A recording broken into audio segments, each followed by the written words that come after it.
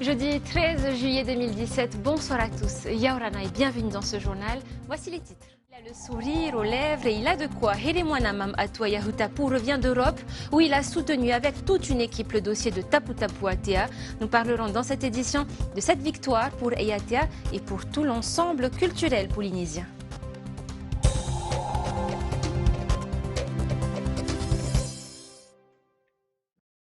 Voilà, et le gouvernement s'est aussi beaucoup occupé de culture ces derniers temps avec l'inscription du marais Tapu Tapu Atea au patrimoine mondial de l'UNESCO.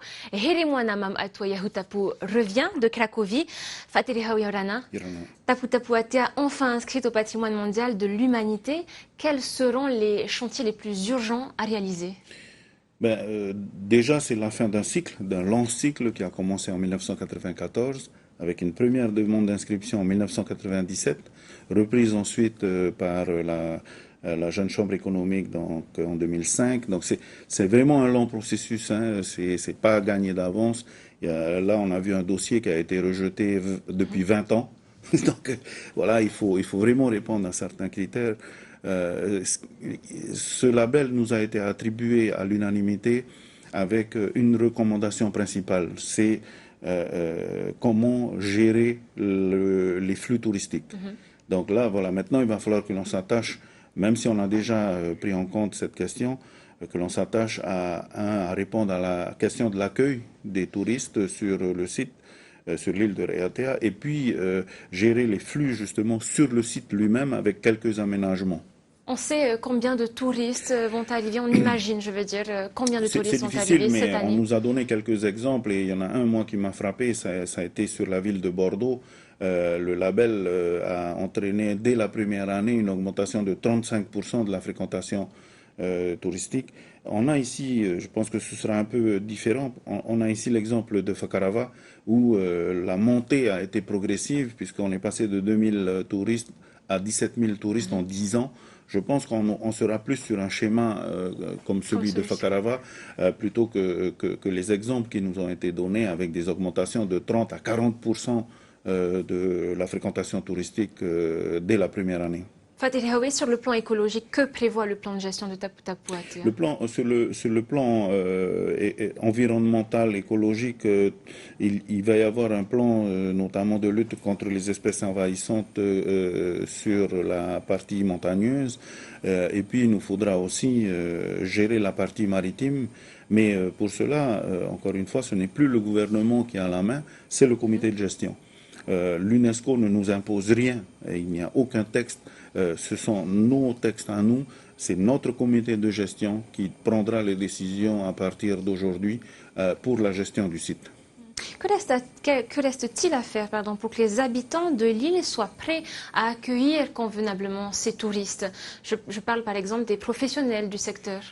Je crois qu'il y a la question, encore une fois, du logement et de l'accueil de ces touristes dans des structures adaptées.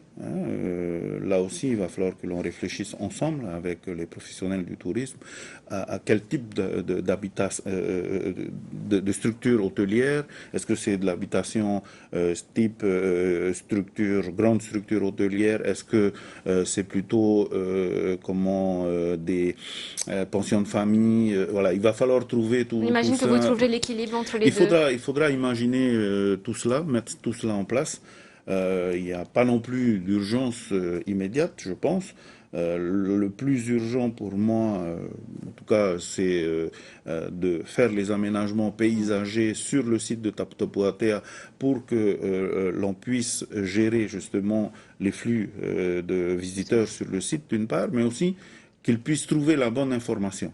Donc ça suppose soit des panneaux d'information, soit des guides, soit l'utilisation de nouvelles technologies aussi, pour éviter de dénaturer le site avec des panneaux. Mais tout cela reste à mettre en place. Pour Tapu Tapu Atea, c'est gagné. Où en sont les deux autres projets de classement, notamment le Holy Tahiti et donc les Marquises? Alors, avec le succès du dossier de Tapu Tapu Atea qui a été considéré comme un très très bon dossier, voire un des meilleurs dossiers qu'ils ont eu à étudier, on nous prend enfin au sérieux. Ce qui veut dire qu'on est capable aujourd'hui de monter d'autres dossiers. Donc dans l'agenda qui nous a été proposé justement juste après cette réunion de Cracovie, c'est de pouvoir présenter à la Commission des biens français le dossier du Orit Haiti en janvier 2018. Donc là, tout d'un coup, les choses s'accélèrent. Et puis, pour les marquises, de présenter le dossier des marquises toujours auprès de du comité des biens français en avril 2018. Voilà, le calendrier est très court, très serré. Vous êtes optimiste, Ce sont des dossiers complexes, notamment le dossier des marquises, parce que c'est un bien mixte. C'est-à-dire que Top Top Water, il faut le rappeler, est le premier site culturel du Pacifique à être labellisé par l'UNESCO. C'est déjà une grande victoire. Donc un bien mixte, c'est à la fois un bien culturel et un bien naturel. Donc c'est deux types d'approches qui sont différentes et qui doivent être complémentaires. On a pu assister à la présentation d'un bien mixte là à Cracovie. C'est beaucoup plus complexe. C'est très complexe. Merci beaucoup Faterero d'avoir accepté notre invitation ce soir.